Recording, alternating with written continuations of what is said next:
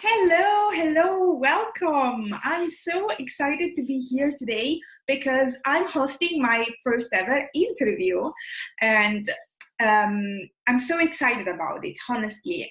This guest is a dear friend of mine and we met, I think, in a Facebook group maybe a year and a half ago.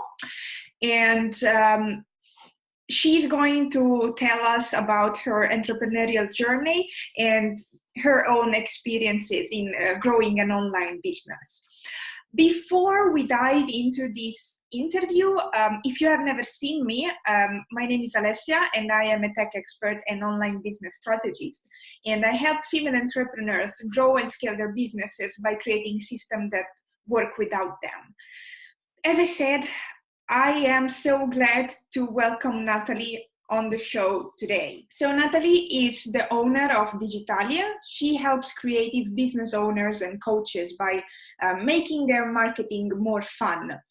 And her technological and marketing background gives her a pretty unique perspective on the online marketing world and its possibilities without wanting her clients to do it all by themselves. So I'm so happy, Natalie, you accepted, you're here with me. This is the very first interview I'm hosting, so I'm really over the moon. I'm happy to be here. Thank you for having me. Yes, it will be so much fun. I'm so curious to learn more about your journey. And so my first question for you is, how did you start your business? How did you come up with the idea of being an entrepreneur? Oh, wow. Well, I'm a fourth generation entrepreneur. So my dad, my granddad, and his father were all entrepreneurs. So I think it's in my blood. There was no way I couldn't do it. And so during my years at college, at university, I already had a company with my ex-boyfriend, with my then boyfriend. Well, of course, that didn't work out. But then when I started to work at the university, so I graduated and then I started to work as a marketeer there, I also got a lot of questions from people who wanted my help. And so I kind of fell into starting my own company already. I knew that I wanted it someday, but I felt like, when I'm a lot older. And just because they asked me questions and had some small assignments, I already started, and then it just grew from there. So I've been in business for 7.5 years now. Okay, and what do you do specifically now for your clients? I help them with their online marketing.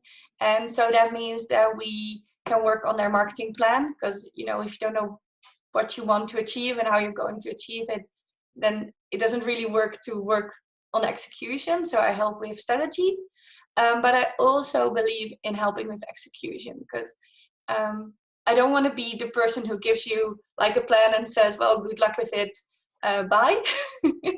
I want to help afterwards with how do you do that and how can we make it as easy as possible, and to make it fun, because I believe a lot of people think that marketing isn't fun. It's a job that needs to happen. And it's hard, and it isn't. It doesn't have to be hard.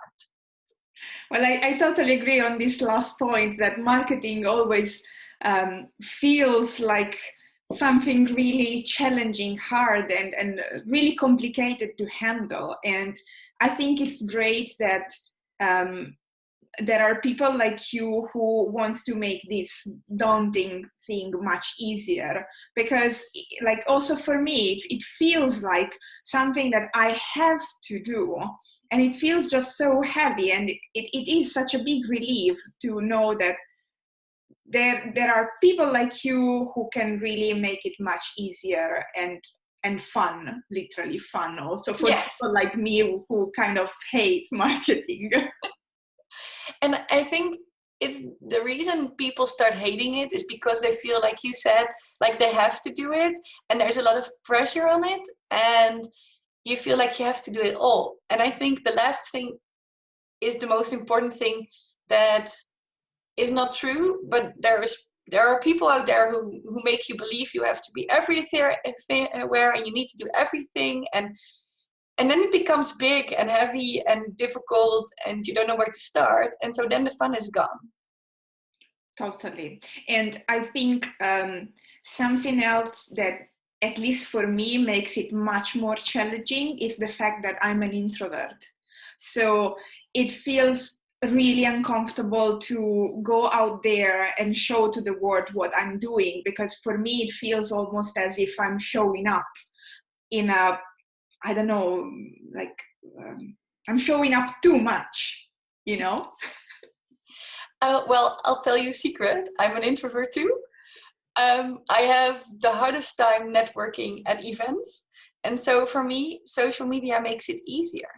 And I've seen that it happens a lot for introverts, because you can do it when you want to, and you can do it in a way that feels authentic and more about the relationship building than the showing off, because I think that's the thing that's the hardest. And if you think about it as being of service for the person you're helping, for your ideal client, then it's not about showing off or showing up, and it's just making sure that they know you can help them. Yeah, and this also this is something that I heard really a lot. When you make the switch in your mindset that you're not like pushing your content or yourself because you just want to be visible, but genuinely because you want to help your ideal client, it makes such a big difference. Yes. It's something so simple, but it's this, mindset switch that changed completely the perspective of the marketing. Exactly. And I think it's then you're not, if you don't show up and you don't show that you can help, then you're not helping your client, and so you're doing them a disservice instead of yourself. So it's not about you anymore, it's about helping the other, and I think that makes it easier to make sure that people know that you're out there. Great. And now I have another question for you is, so far, what is the project or the work you're most proud of? Have you ever had like a client that maybe you helped them with their marketing and they got really great results, or something that is really close to your heart? Wow, that's a really difficult question. There are so many things that I like and doing and I like to have done. There is one client, and when she started, she had all these ideas, but it wasn't a real plan yet. Like there wasn't a way of going to package it, and there wasn't a way of how she was going to price it, and so we did like the whole shebang. So we really started from scratch and say, okay, this is the idea. How do we make that into a viable business? And we took a lot of time to figure that out and to make it all perfect. During which you already did stuff, but like experiment and work on it and expand on it. And yeah, it was really cool to see that get launched and see her get results. Yes. Great. And I forgot to mention one thing is that Natalie is based in the Netherlands, but I guess you have clients pretty much all around the world. Yes, most of my clients are in Europe. Mm-hmm. But they're definitely not all in the Netherlands. Okay, yeah, it's such a amazing thing that nowadays we can run our own businesses from home, but literally being so connected with people and work with clients all over the world. That's so fantastic. Yeah, I agree. I think it's amazing. I have there's people everywhere, and what I really love is that I have a lot of people who came from another country but are now in another different country. So like you are in Finland right now, and you are not Finnish. Exactly. But I have a lot of clients like that. So yeah, and I think that that's so lovely about the online world, that it becomes so much smaller. Yeah, I totally agree with this.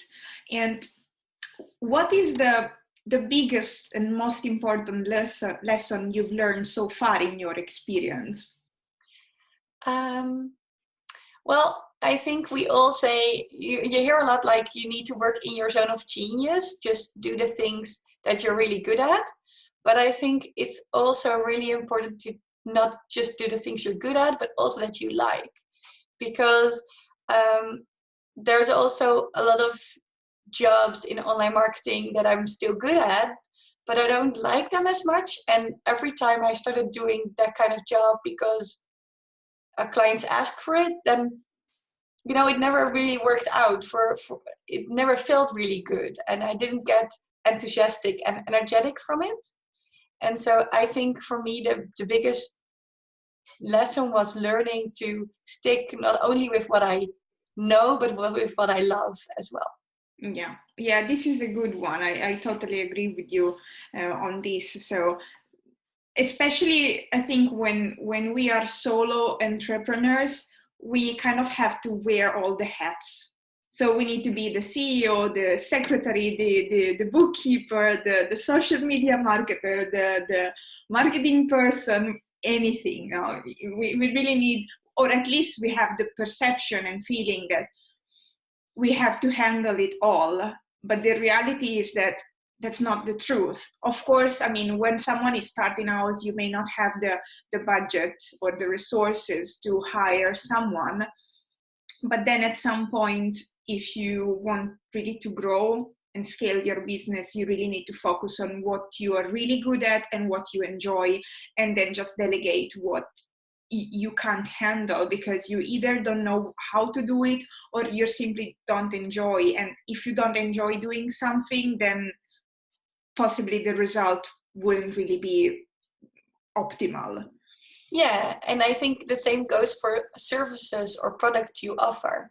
So it's not just what you do in your own business, but if clients want you to do something and you don't love it and you still start doing it, you don't get the same results for yourself or for the client. And I think that's not something we never want. You want to help your client the best way you can, and that means sometimes saying no, that's not what I do, but I can refer you to someone else. Yeah, and sometimes it also feels quite difficult to say no, especially, I don't know, if when you're starting out. At least I used to feel really guilty saying no to a prospect client because maybe I wasn't really into those projects or that work, and I had to say no to be authentic and to be honest. But the guilt inside my heart was like, why did you do it? That would have been, more money coming in. It would have been like a more experience coming in as well. But then when you realize that the truth is that maybe most likely the result won't be really great because you simply don't enjoy doing that, then it's, can be quite challenging at the beginning. Yeah, I agree. And it always is. And I think the shorter you're in business, the harder it is to say no. And the longer you're in business, the easier it becomes, because you see what happens when you do say no to the wrong clients to get the right ones. Great. And this is the question. So how does the next level for you? So what is the next big thing you would like to see in your business?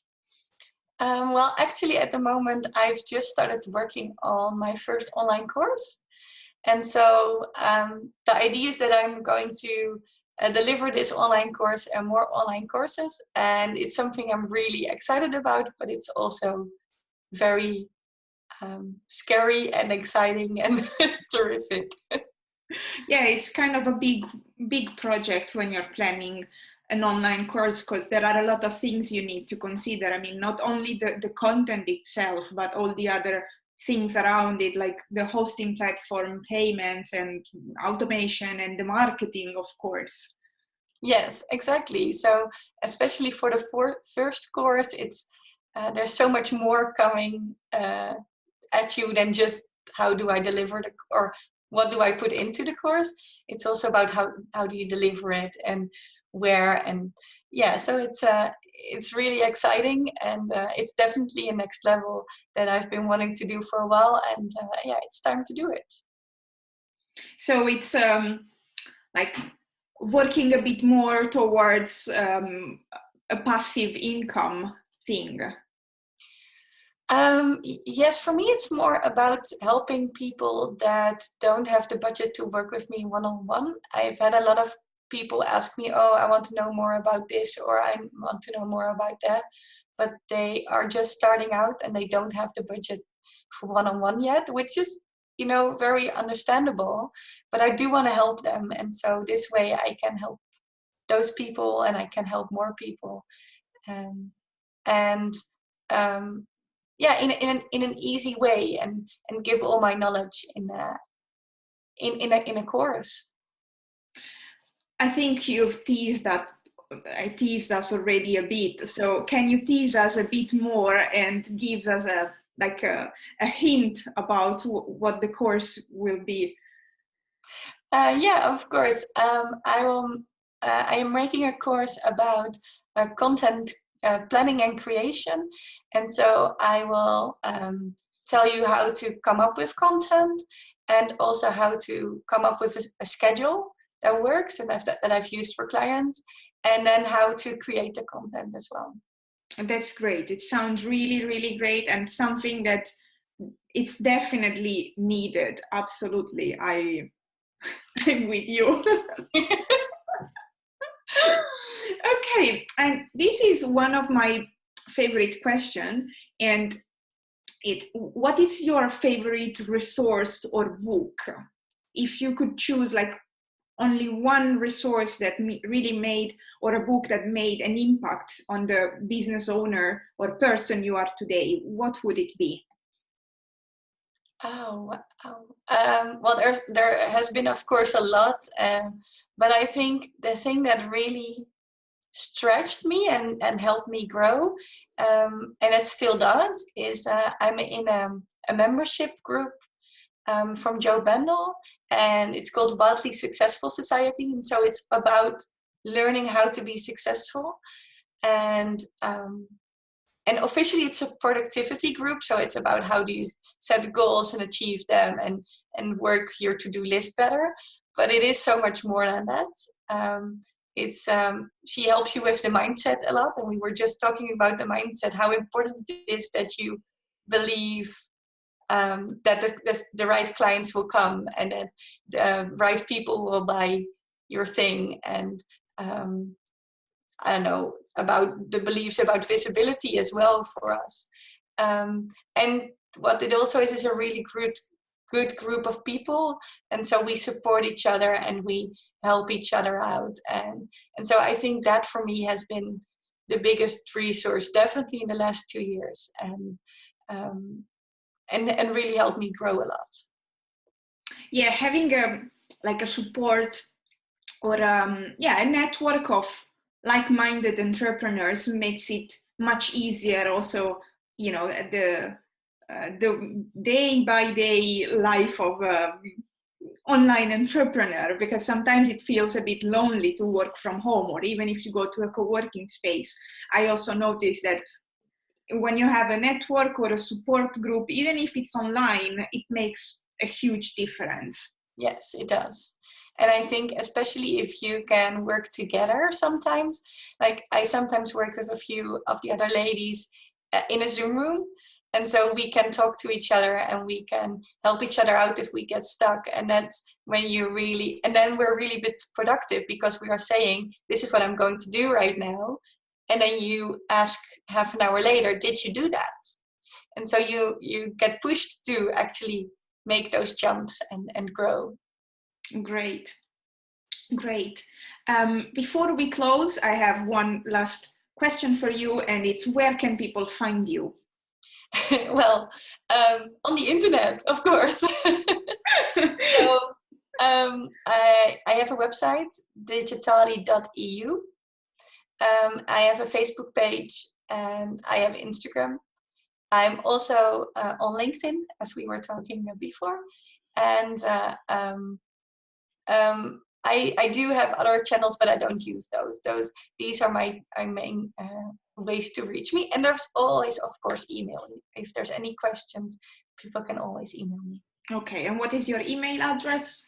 It's natalie@digitali.eu, and I'm hoping you can make that into a text underneath the video, because it's without an H.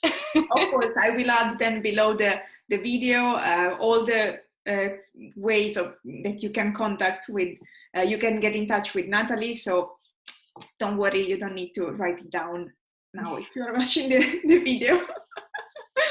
Okay, so thank you so much, Natalie, for being here with me today. It was really interesting to learn about your entrepreneurial journey and all the ups and downs and experiences, and learn also about the behind the scenes about running an online business, because that's somehow it feels it's kind of neglected. So we only see the outside, the appearance, and sometimes it can be not realistic in some cases. And yeah, thank you so much for being here with me, and I will see you soon or next time. Bye bye. Thank you.